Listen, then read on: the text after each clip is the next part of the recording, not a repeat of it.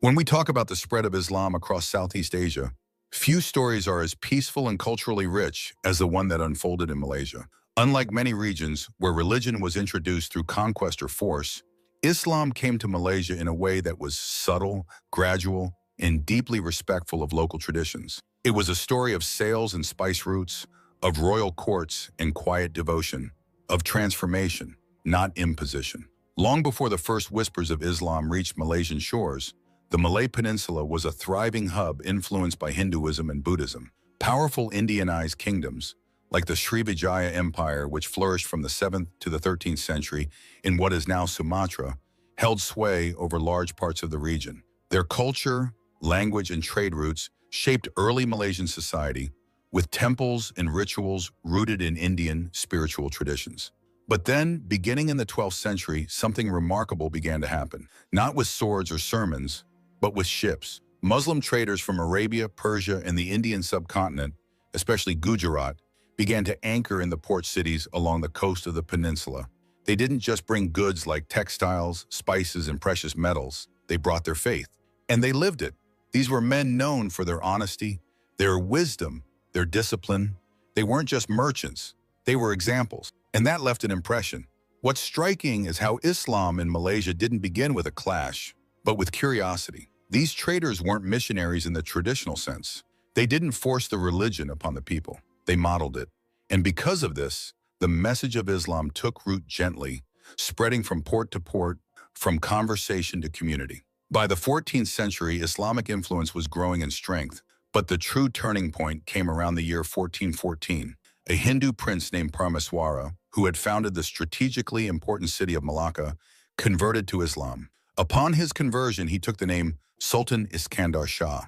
That one act, a personal decision with profound political implications, changed the course of Malaysian history. With the Sultan embracing Islam, the Melaka Sultanate quickly became a beacon of Islamic governance. The religion was not only adopted at court, but enshrined into the fabric of state affairs.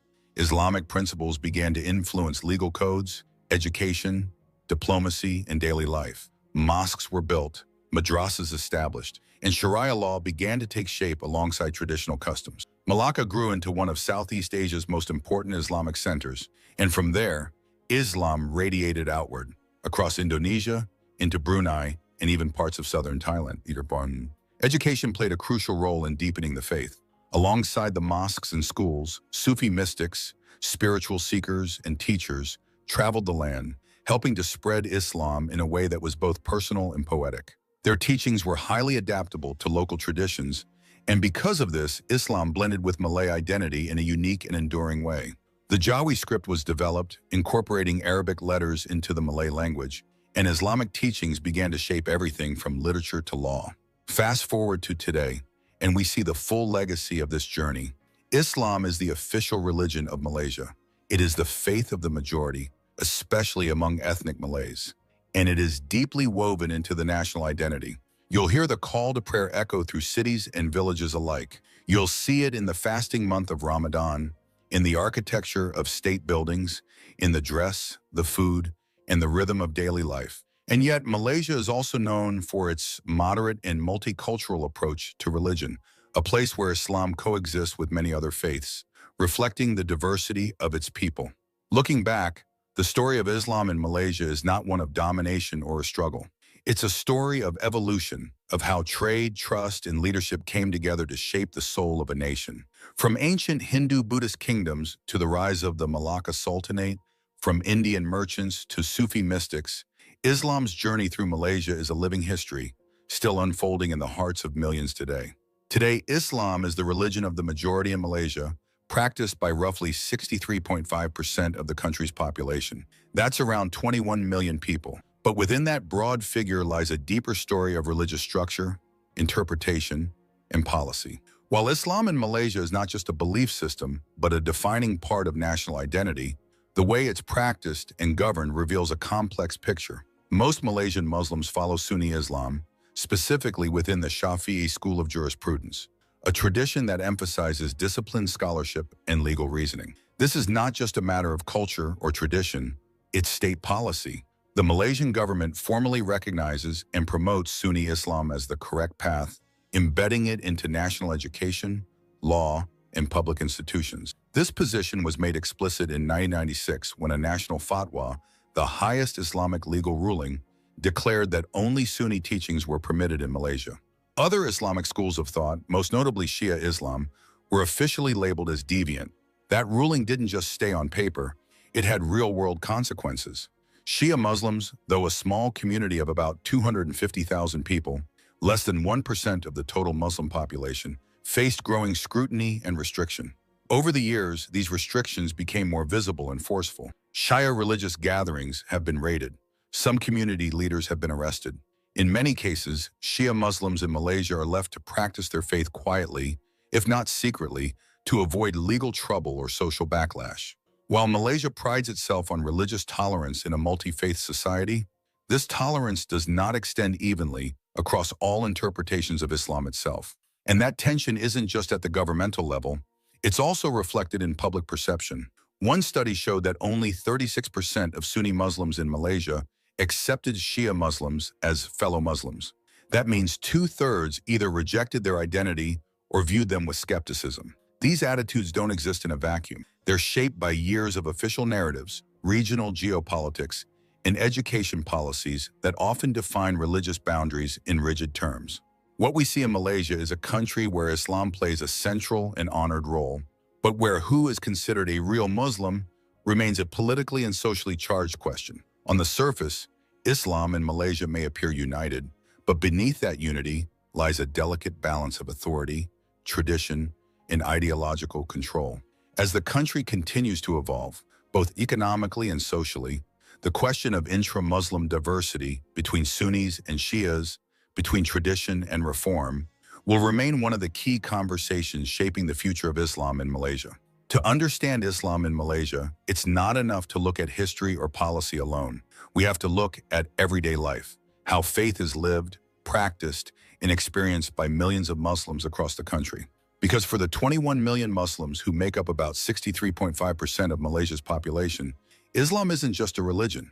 It's a rhythm that shapes each day, a set of values that informs how communities grow, and a cultural compass that guides everything from how people dress to how they celebrate life's milestones. Most Muslims in Malaysia follow Sunni Islam, specifically the Shafi'i school of jurisprudence. This school places a strong emphasis on scholarly tradition and daily devotion, and that devotion is visible everywhere. From the break of dawn, Muslims begin their day with subuh, the first of 5 daily prayers. These prayers, performed at dawn, midday, afternoon, sunset, and evening, structure the day, not just spiritually, but socially too. On Fridays, mosques across the country fill with men and women attending Jumu'ah, the congregational prayer. It's not just an act of worship, it's a community gathering, a moment to reflect and reconnect. During Ramadan, the rhythm of daily life changes completely. Muslims fast from sunrise to sunset, refraining not only from food and drink, but also from negative actions and thoughts. At dusk, families and neighbors gather for iftar, the meal to break the fast. Streets come alive, night markets open, and mosques echo with Taraweeh prayers. It's a time of personal reflection, spiritual growth, and community bonding. But Islam in Malaysia is not just about rituals, it's also about values. Zakat, or almsgiving, is a pillar of the faith. Muslims are encouraged to give a portion of their wealth to those in need, ensuring that the prosperity of the community is shared. And then there's the Hajj, the pilgrimage to Mecca. For those who can afford it, it's a lifelong goal, and many Malaysians begin preparing years in advance, both financially and spiritually. Beyond religious obligations, Islamic values permeate Malaysian culture. Think about celebrations. The 2 major festivals, Hari Raya Idul Fitri, marking the end of Ramadan, and Hari Raya Haji, commemorating the Hajj, are among the most joyous and widely celebrated events in the country. These are times of prayer, yes, but also of feasting, forgiveness, and visiting family. Homes are open, traditional foods are prepared, and even entire villages seem to pause and celebrate together. And then there are the kenduri, communal feasts held during significant life events like weddings, births, and circumcisions. These gatherings reinforce the communal nature of Islam in Malaysia. People come together not just to eat, but to pray, bless, and offer support. It's this tight-knit sense of community that gives Islam in Malaysia its distinct warmth and hospitality. Education, too, reflects the balance between faith and modernity. Children often attend madrasas for religious studies alongside regular school. Many families prioritize Islamic learning from a young age, ensuring that children grow up with both religious knowledge and civic education. You also see Islam in the way people dress and conduct themselves. Modesty is key. Men often wear the traditional baju Melayu, especially on Fridays and religious occasions, while women wear baju kurung or hijabs in accordance with Islamic teachings. Modesty isn't just about clothing, it's about demeanor, language, and ethics. Muslims also follow halal guidelines in what they eat and how they interact in business. It's about trust, cleanliness, and ethical responsibility. And where do Muslims live in Malaysia? Well, they're found throughout the country, but some regions have especially high concentrations.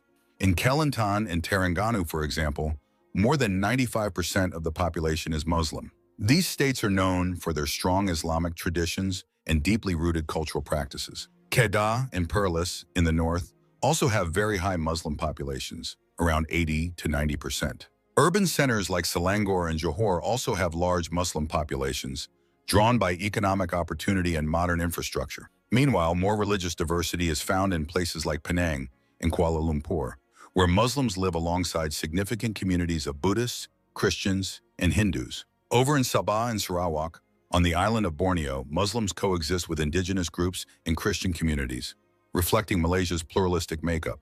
So what does all this mean? It means that the daily life of a Muslim in Malaysia is not just about individual acts of faith. It's a shared cultural experience, shaped by centuries of tradition, local values, and a strong sense of community. Whether it's the call to prayer echoing across the city skyline, or the quiet generosity of zakat given in secret, Islam in Malaysia is deeply woven into the nation's identity, not as an isolated religion, but as a living, breathing part of everyday life. Now, while Islam holds a central place in Malaysia's national identity, and the majority of the population practices it, the reality is that not all Muslims in Malaysia experience that identity equally. Behind the scenes of religious festivals and national policy lie some difficult truths, because for many Muslims in Malaysia, faith is also a space of tension, shaped by legal restrictions, cultural expectations, and political narratives. Let's start with something fundamental. In Malaysia, ethnic Malays are automatically classified as Muslims by law. This legal designation isn't just symbolic, it has real consequences. If a Malay individual wishes to convert to another religion, they don't go to a civil court. Their case falls under Sharia law, where conversion out of Islam is almost never approved. In practice, this means that those who no longer identify as Muslim often have to live in secret, caught between state law, societal judgment, and their personal beliefs. But it doesn't stop there. The Malaysian government officially recognizes only Sunni Islam, specifically the Shafi'i school. Other branches like Shia Islam and Ahmadiyya are not only excluded from state recognition, but actually labeled as deviant. And this label isn't just a theological opinion, it translates into concrete restrictions. Shia Muslims, for example, face bans on public worship, censorship of religious texts, and in some cases, raids and arrests. This narrow definition of correct Islam leaves minority Muslim communities vulnerable, isolated, and unable to fully practice their faith without fear of reprisal. There are also deeply rooted gender-specific challenges. One of the most controversial is female genital mutilation, or FGM. Despite growing international condemnation, the practice is still widespread among Malay Muslim women in Malaysia. A 2009 fatwa actually declared it obligatory, and today over 90% of Malay Muslim women are believed to have undergone some form of it. Then there's the issue of domestic violence, which continues to rise. Even more concerning is the fact that marital rape is not legally recognized, leaving many women without legal protection in their own homes. The COVID-19 pandemic only made things worse. As lockdowns isolated families, reports of abuse spiked, but the support systems for victims often fell short. At the cultural level, there's growing concern over what many describe as the Arabization of Malay identity. Increasingly, Malaysian Muslims are adopting practices and styles imported from the Middle East, whether that's in dress, religious rhetoric, or social behavior. And while many embrace these changes as expressions of deeper faith, others worry that traditional Malay customs are being pushed aside, replaced by a version of Islam that doesn't reflect the region's own heritage. This has sparked a national debate.